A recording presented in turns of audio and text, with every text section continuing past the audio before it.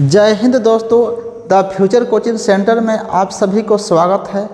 Class 10 का physics lesson 6 ऊर्जा का स्रोत का लघु उत्तरीय प्रश्न लेकर के आए हैं।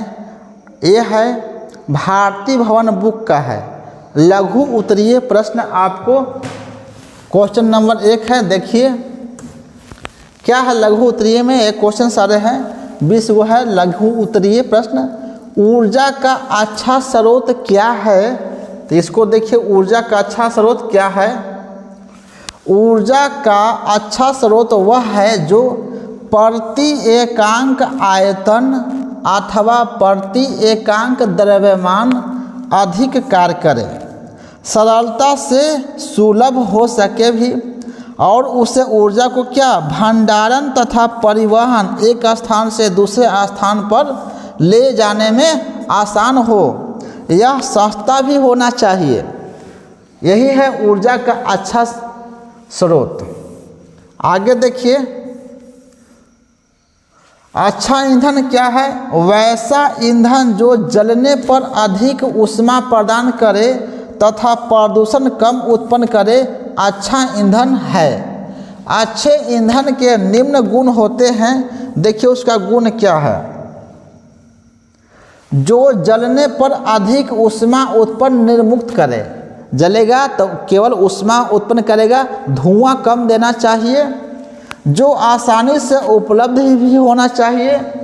जो अधिक धुआं उत्पन्न नहीं करे, यदि अधिक धुआं करेगा तो वह खराब ऊर्जा हो गया।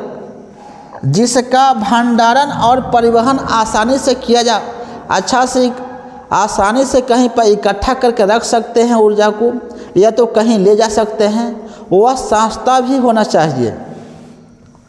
जिसके दहन की दर मध्यम हो, जिसके जलने पर, देखिए ये चलने है टाइफो, जलने पर विषैले उत्पाद पैदा नहीं करे। आगे देखिए क्वेश्चन नंबर 3, जीवाश्म ईंधन क्या है, उदाहरण सहित लिखे। उत्तर देखिए पृथ्वी की सतह में गहरे दबे हुए पौधे और पशुओं के अवशेष द्वारा बनाए गए ईंधन को जीवाश्म ईंधन कहते हैं। ऑक्सीजन के अनुपस्थिति में धरती के अंदर वो दबा रहेगा, वह कोयला में कन्वर्ट हो जाएगा।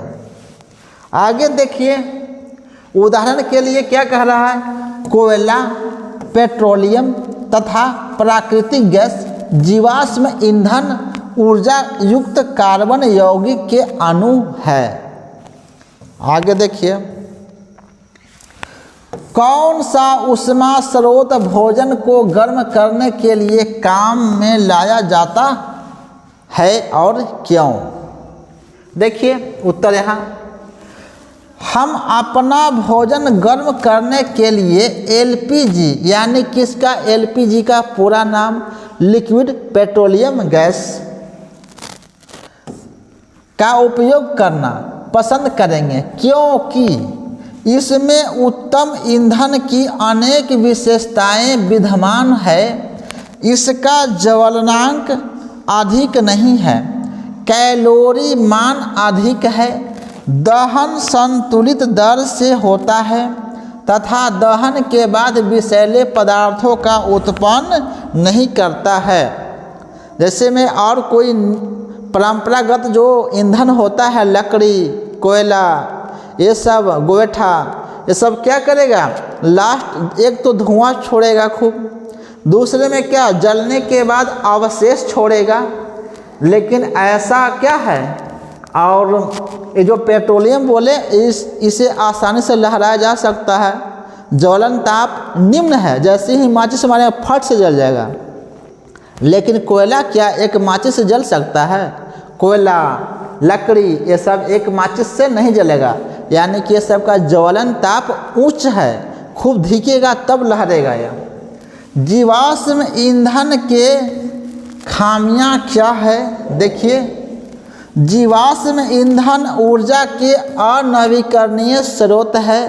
यानी कि जीवाश्म ईंधन अनवीकरणीय का अर्थ है वह ख़त्म हो जाएगा एक समय के बाद ज़्यादा यूज करने से। और अब हमारे पास इनके सीमित भंडारण है। देखिए उसका भंडारण सीमित जो रहेगा और धड़ल्ले से निकालेंगे तो श्योर ख़त्म हो जाएगा। यह शीघ्र रिक्त हो जाएगी, मतलब खाली हो जाएगी। जीवाश्म ईंधन को जलाने से कार्बन, नाइट्रोजन और सल्फर के ऑक्साइड उत्पन्न होते हैं। सल्फर के ऑक्साइड अम्लीय होते हैं, ठीक ना, और वे अम्लीय वर्षा का कारण बनते हैं, जिससे हमारे जल और मृदा के संसाधनों पर बुरा प्रभाव पड़ता है। जीवाश्म ईंधन के जलने से वायु में हानिकारक कणिकाएं और धुआं प्रदूषण फैलाते हैं, जिससे क्या, जिसके कारण, यहाँ पर देखिएगा, जिसके कारण कई तरह से श्वसन संबंधी रोग फैलाते हैं। और कार्बन मोनोऑक्साइड तो बंद कमरों में सोते हुए लोगों में कार्बोक्सी हीमोग्लोबिन बनाकर उनका जीवन ही तो ले लेती है। कार्बन मोनोऑक्साइड क्या करेगा, शरीर में जब नाक से सांस लेंगे तो शरीर में जो हीमोग्लोबिन है उससे मिल करके क्या बना, कार्बोक्सी हीमोग्लोबिन बना करके उस व्यक्ति को, सोते हुए व्यक्ति को जान भी ले सकता है। आगे देखिए, क्यों हम, क्वेश्चन नंबर 6 है, क्यों हम ऊर्जा के वैकल्पिक स्रोत खोजते हैं। पृथ्वी में कोयले, पेट्रोलियम, प्राकृतिक गैस तथा यूरेनियम जैसे ईंधनों के ज्ञात भंडार बहुत ही सीमित है। जो हम लोगों को मालूम है उसका भंडारण यूरेनियम, जो झारखंड के जादूगोड़ा से निकाला जाता है भारत में, उसका भंडारण क्या है, सीमित है, ज़्यादा नहीं है। यदि इसी दर से उनका उपयोग होता रहा तो वे शीघ्र समाप्त हो जाएंगे। इसीलिए हम ऊर्जा से निपटने के लिए वैकल्पिक स्रोतों की ओर ध्यान दे रहे हैं।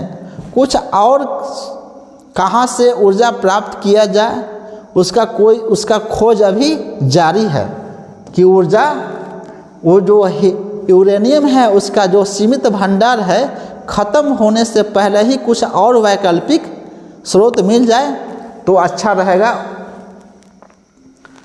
इसके लिए वैज्ञानिक अपना कार्य कर रहे हैं। देखिए, पवन और जल से प्राप्त ऊर्जा के परंपरागत उपयोग में किस प्रकार का सुधार हमारी सुविधा के लिए किया गया है। उत्तर देखिए, पवनों तथा जल ऊर्जा का लंबे समय से प्रयोग मानव के द्वारा पारंपरिक रूप से किया जाता रहा है। पारंपरिक रूप का अर्थ है खानदानी, जो बाप दादा पहले से जो उपयोग करते आ रहे हैं उसी को पारंपरिक कहते हैं। वर्तमान में मतलब अभी अभी के समय, जिसको प्रेजेंट कहते हैं, वर्तमान में इसमें कुछ सुधार किए गए हैं ताकि इसमें ऊर्जा की प्राप्ति सरलता, सहजता और सुगमता से हो सके। आगे देखिए, अब देखिए, सूर्य के विकिरणों से भूखंडों, सूर्य के जो विकिरण होता है इसी में गर्मी होता है, विकिरण।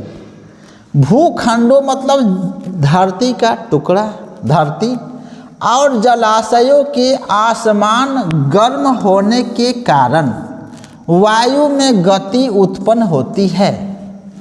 जब वायु जब गर्म होता है तो वो ठंडा की ओर भागेगा, ठंडा होने के लिए। उसी मानव के जैसा, मानव भी गर्म होगा तो किसी से लड़ाई झगड़ा करेगा, खून में उबाल आएगा तो। और पवनों का प्रवाह होता है, प्रवाह मतलब बहता है। पहले पवन ऊर्जा से पवन चक्कियाँ चलाकर कुओं से जल खींचने का काम होता था, लेकिन अब पवन ऊर्जा का उपयोग विद्युत उत्पन्न करने में किया जाने लगा है। विद्युत उत्पन्न करने के लिए अनेक पवन चक्कियों को किसी विशाल क्षेत्र में लगाया जाता है। ऐसे क्षेत्र को पवन ऊर्जा फार्म कहते हैं।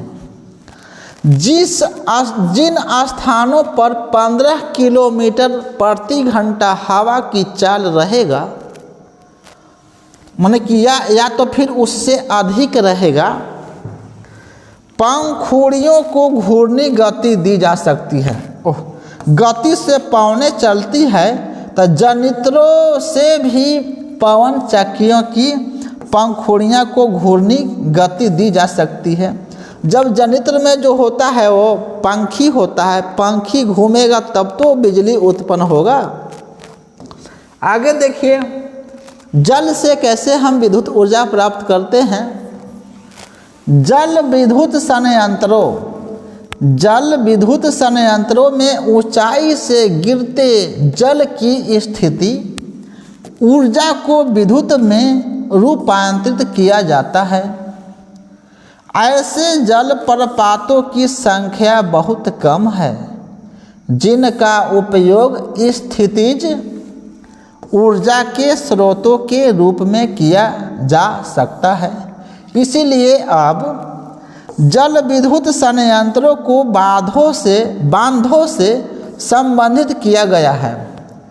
विश्व भर में बड़ी संख्या में बांध बनाए गए। हमारे देश में विद्युत ऊर्जा की मांग का 1/4 भाग जल विद्युत संयंत्रों से ही प्राप्त करते हैं। आगे देखिए, जल विद्युत माने पूरा होता है या फिर प्राप्त करते हैं। देखिए, जल विद्युत उत्पन्न करने के लिए नदियों के बहाव को रोककर बड़ी बड़ी कृत्रिम मतलब बनावटी झीलों में जल इकट्ठा कर लिया जाता है। इस प्रक्रिया में जल की गतिज ऊर्जा को स्थितिज ऊर्जा में रूपांतरित मतलब क्या होता है, रूप बदल देना उसका कर लिया जाता है। बांध के ऊपरी भाग से पाइपों द्वारा जल को बांध के आधार नीचे से माने आधार पर मतलब नीचे स्थापित टरबाइन, पंखी घूमने वाला टरबाइन मतलब घूमने वाला, उसी पर पानी गिराएगा प्रेशर से ऊंचाई से, जिसके कारण पंखी घूमने को क्या कहते हैं, यांत्रिक कहते हैं घूमना को।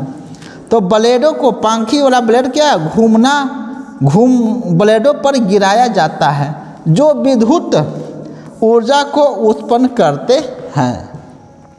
पंखी घूमेगा उसमें से ऊर्जा उत्पन्न होगा।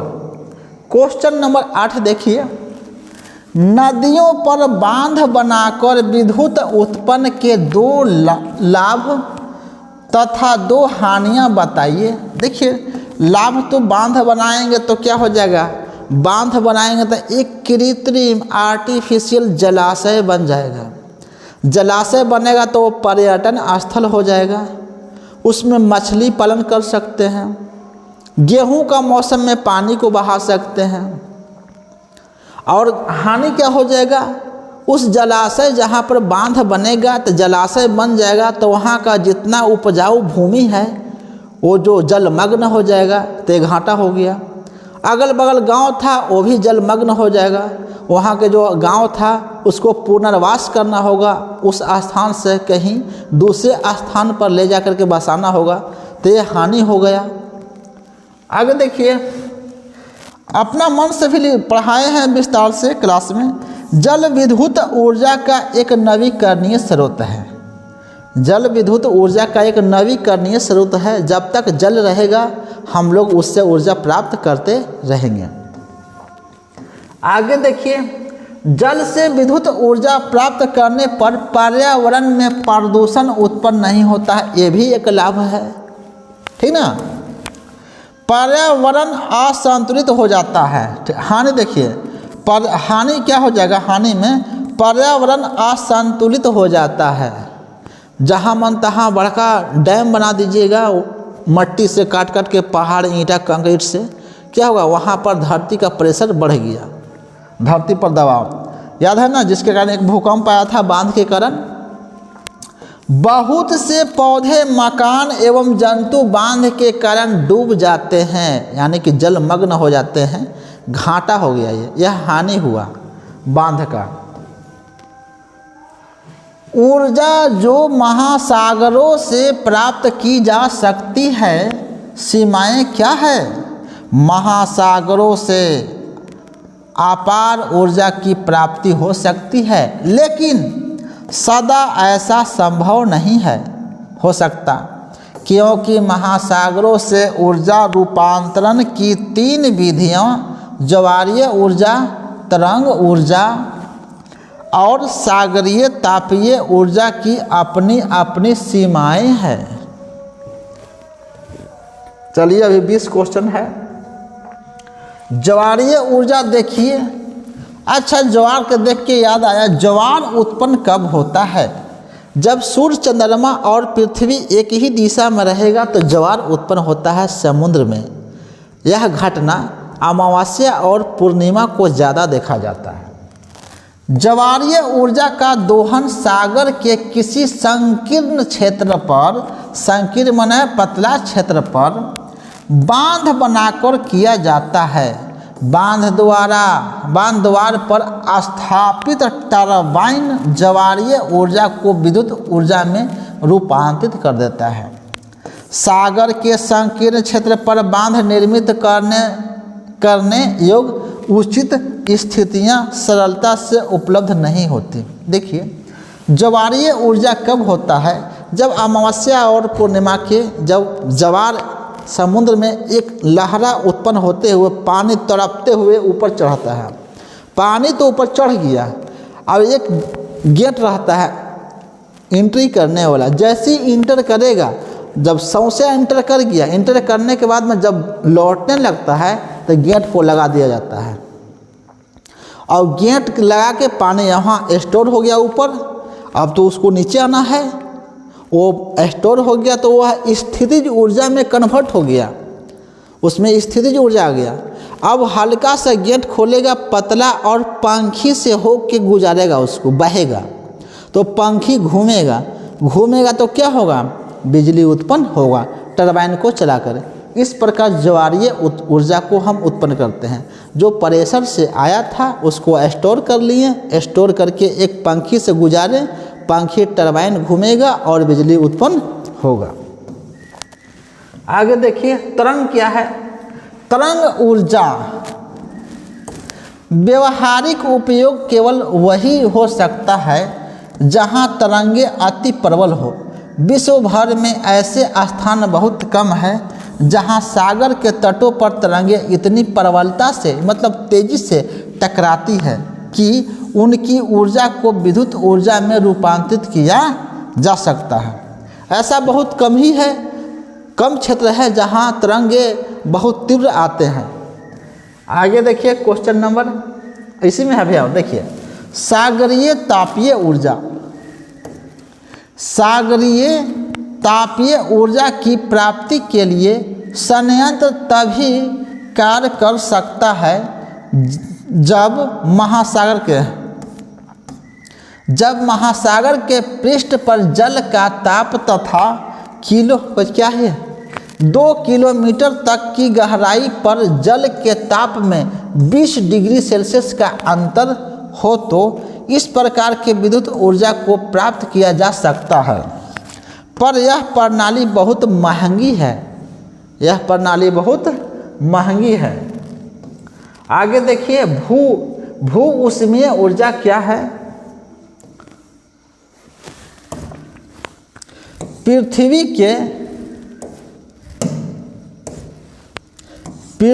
के अंदर दबाकर कारी शक्तियाँ, दाबकारी शक्तियाँ, देखिए मिस टाइप है यहाँ पर, दाबकारी शक्तियाँ कार्य करती है, जिस कारण चट्टानों पिघल जाती है और गहरे गर्म क्षेत्र का निर्माण हो जाता है। भूमिगत जल इस गर्म क्षेत्र के संपर्क में आता है तो बड़ी मात्रा में गर्म भाप उत्पन्न होता है। कभी कभी इन क्षेत्र से गर्म पानी एवं भाप बाहर झरने के रूप में निकलते हैं। चट्टानों में कैसी भाप पाइप से होकर टरबाइन तक भेज दी जाती है तथा विद्युत का उत्पादन किया जाता है। इस प्रकार पृथ्वी के भूगर्भ से निकलते गर्म भाप एवं पानी का जो ऊर्जा प्राप्त होता है उसे भू ऊष्मीय ऊर्जा कहते हैं। धरती के करोड़ जो धरती के बीच में है ना, आंतरिक करोड़ और बाह्य करोड़। करोड़ में क्या होता है, वो चट्टान मैग्मा लावा के रूप में रहता है, उसी के संपर्क में आने से गए हवा वहाँ का जो पानी साइड में होता है वह गर्म होकर के भाप बन जाता है। चलिए उतना इसका क्लियर, आगे टाइम ज़्यादा हो जाएगा। देखिए 20 प्रश्न है अभी और। नाभिकीय ऊर्जा के क्या लाभ है? नाभिकीय ऊर्जा का उपयोग भाप बनाकर विद्युत उत्पन्न करने में किया जाता है। बड़ी मात्रा में ऊर्जा मुक्त होती है। इस क्रिया में ऊर्जा के साथ त्वरित होने वाले कणों के प्रयोग से बड़ी संख्या में शोध किए जाते हैं। कम खर्च में अत्यधिक ऊर्जा का उपलब्ध, अवशिष्ट पदार्थों का पुनः इस्तेमाल संभव। आगे देखिए क्वेश्चन नंबर 12 को देखिए, लिखिएगा सबको, बिना लिखे हुए कुछ समझ में नहीं आएगा। क्या ऊर्जा का कोई स्रोत प्रदूषण मुक्त हो सकता है? क्यों या क्यों नहीं? किसी भी प्रकार के ऊर्जा स्रोत के समाप्त होने से वातावरण असंतुलित होता है। इसलिए हम कह सकते हैं कि कोई भी ऊर्जा स्रोत प्रदूषण मुक्त नहीं हो सकता। उदाहरण, यदि हम लकड़ी को ऊर्जा स्रोत की तरह उपयोग करते हैं तब पर्यावरणीय असंतुलन उत्पन्न होता है। वायु में क्या होता है, CO2 और O2 का भी संतुलन प्रभावित होता है। O2 मीन्स ऑक्सीजन का संतुलन प्रभावित होता है। लकड़ी जलने से उत्पन्न CO2, SO2, NO2, sulphur oxide, nitrous oxide वायु प्रदूषण करते हैं। यहाँ तक कि सारे ऊर्जा के अधिक उपयोग भूमंडलीय ऊष्मीय प्रभाव उत्पन्न होगा। आगे देखिए क्वेश्चन नंबर 13। ऊर्जा के 2 ऐसे स्रोतों के नाम लिखे जिन्हें आप नवीकरणीय होना सोचते हैं। अपने चुनाव के लिए कारण लिखें। जल ऊर्जा देखिए, जल ऊर्जा क्या है? यह किसी भी प्रकार के पर्यावरण में दोष उत्पन्न नहीं करते हैं। बहते जल को उपस्थित ऊर्जा को जल ऊर्जा कहते हैं। यहाँ ऊंचाई से नीचे बहते जल की ऊर्जा का उपयोग कर लिया जाता है तथा उपयोग के बाद बहता हुआ पानी समुद्र में चला जाता है। जल चक्र के कारण पानी पुनः ऊंचाई पर पहुँच जाता है। इसीलिए जल ऊर्जा को नवीकरणीय ऊर्जा कहते हैं, जो कि खत्म होने वाला जल्दी नहीं है, क्योंकि इसका जल का चक्रण पुनः पूर्ति होते रहता है अपने से। पवन ऊर्जा, इसका भी यही काम है, नवीकरणीय ऊर्जा है, इसका भी पुनः पूर्ति स्वयं होते रहता है। पवन ऊर्जा का विभिन्न कार्यों के लिए उपयोग करते हैं। प्रकृति में पवनें चक्रीय परिक्रमों के कारण उत्पन्न होती है, इसीलिए यह भी ऊर्जा का नवीकरणीय स्रोत है। आगे देखिए क्वेश्चन नंबर 14। आप क्वेश्चन नंबर 14 3 ही सेम टू सेम है। जीवाश्म ईंधन क्या है? उदाहरण सहित लिखें। एक क्वेश्चन नंबर 3 का आप लिख लीजिएगा ऊपर जा कर के।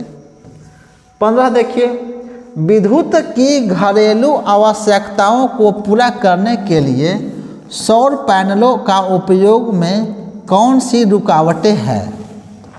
उत्तर देखिए, सिलिकॉन जो सौर सेलों को बनाने के लिए इस्तेमाल होता है प्रकृति में भरपूर तो है, किंतु सौर सेल को बनाने के लिए विशिष्ट ग्रेड वाले सिलिकॉन की उपलब्धता सीमित है।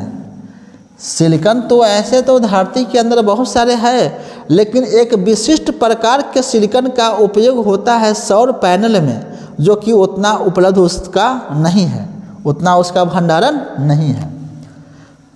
सीमित निर्माण की संपूर्ण प्रक्रिया अभी भी बहुत खर्चीली है। पैनल के सेलों से अंतः संबंध के लिए प्रयुक्त चांदी इसकी कीमत को और भी बढ़ा देता है। सौर सेल में चांदी के पतली पतली लाइन का तार के रूप में प्रयोग किया जाता है।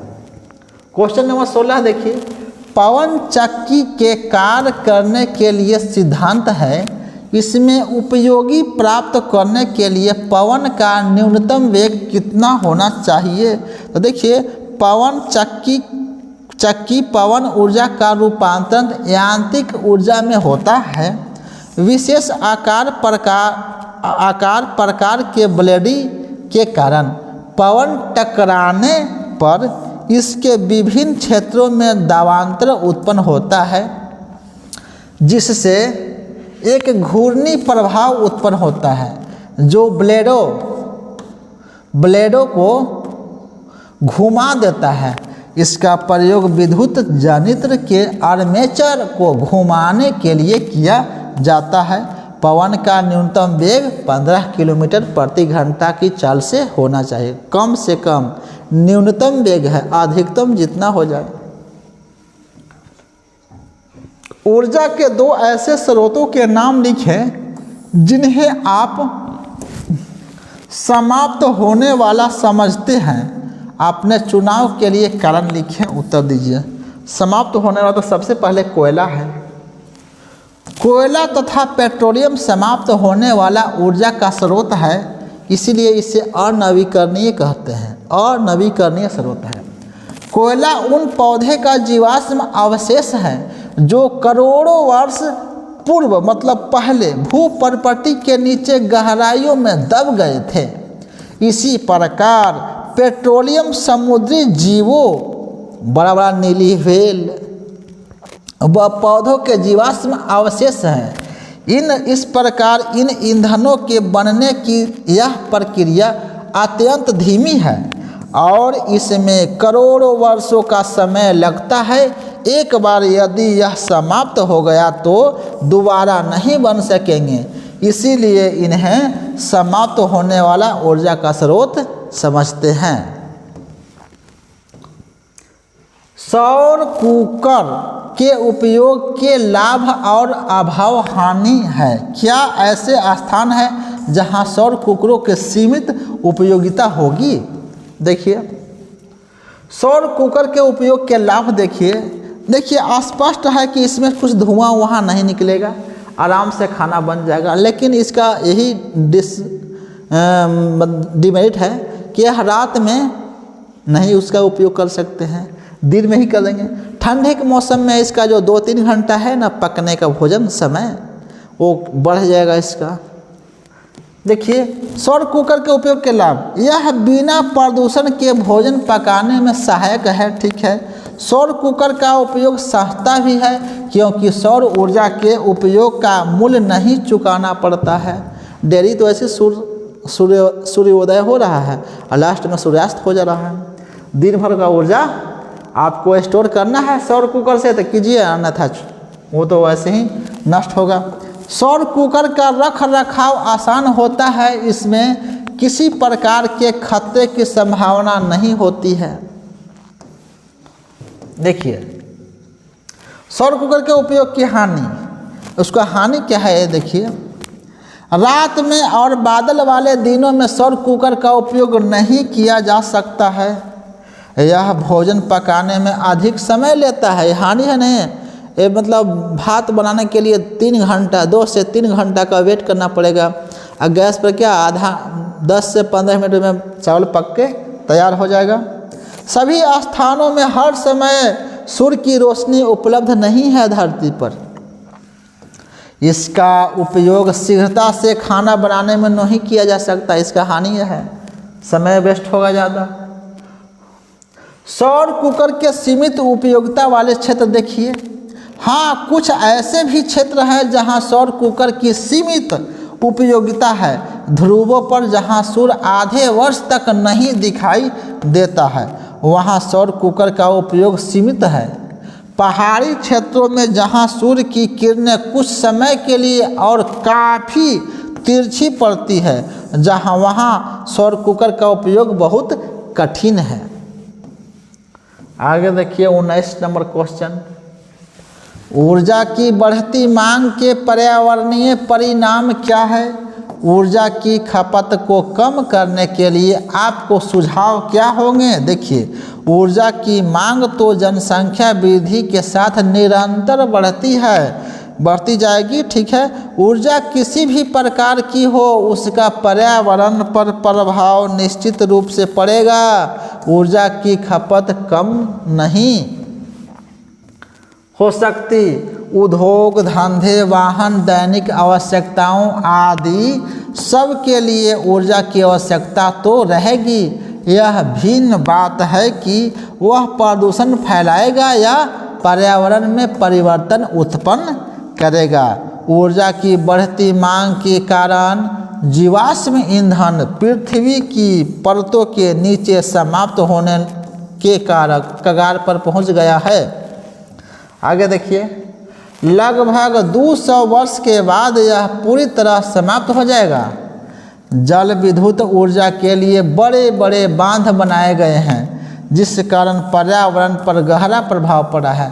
ऊर्जा के विभिन्न नए स्रोत खोजते समय ध्यान रखना जाना चाहिए कि उस नए स्रोत खोजते समय ध्यान रखा जाना चाहिए कि उस ईंधन का कैलोरी मान अधिक हो, उसे प्राप्त करना सरल होना चाहिए और उसका दाम बहुत अधिक नहीं हो, इन्हें कि बहुत खर्चीला हो।